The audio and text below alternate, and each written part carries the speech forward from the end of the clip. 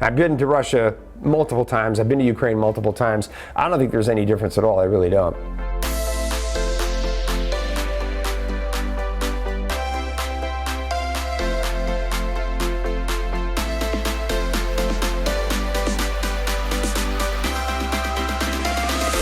Fred says, hey Fred, how you doing, man? Hope all is well with you. I've seen some things on YouTube about the difference between Russian and Ukrainian women. Is there really that much difference between the two cultures? I'll tell you what, Fred, I don't think there's any difference between the cultures of Ukrainian and Russian. Ukrainians and Russians think they're very different, but they're not. I've been to Russia multiple times. I've been to Ukraine multiple times. I don't think there's any difference at all. I really don't.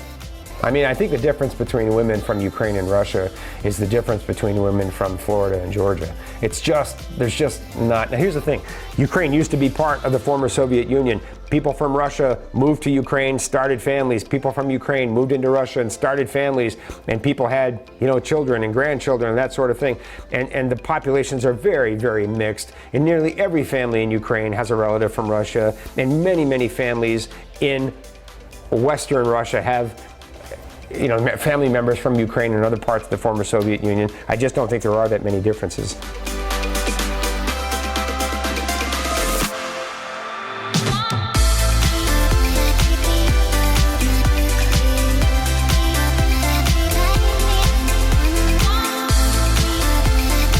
As far as what language to learn, I would suggest to stick to Russian because the parts of Ukraine that we go to, which is central and eastern, and southern Ukraine, people still speak Russian, really. I mean, Ukrainian is a national language, so of course everybody speaks their national language, but they also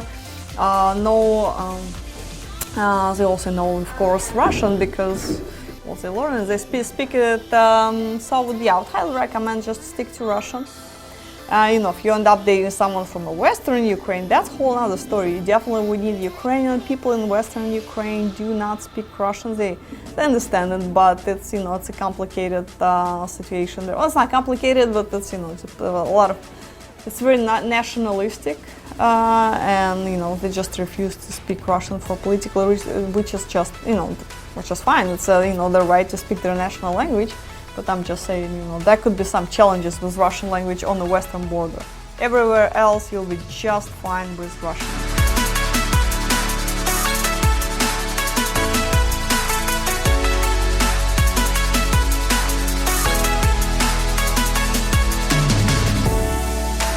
And as far as how fluent you need to be before you go, you really don't need to be fluent. I mean, as long as you learn at least some phrases, ladies will appreciate the effort.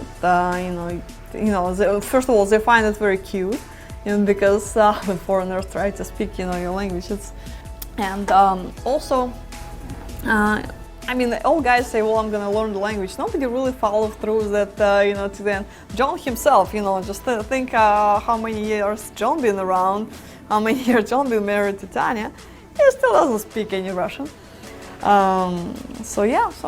Just learn a few phrases, but if you're really determined to become, fluent in Russian, it will be challenging to become fluent until you really start speaking it with a native speaker. So until you get there, you're not going to be fluent. But go ahead, learn some words, learn some phrases, it will be helpful, but in the end of the day, the lady would need to learn English, so if she doesn't speak English yet, she would be the one who would need to learn English, simply because, well, you guys are going to be living here, your Russian is not going to do you any good, but she would need to be able to socialize, talk to other people, just live a normal life, and it's kind of hard to do when you don't speak the language.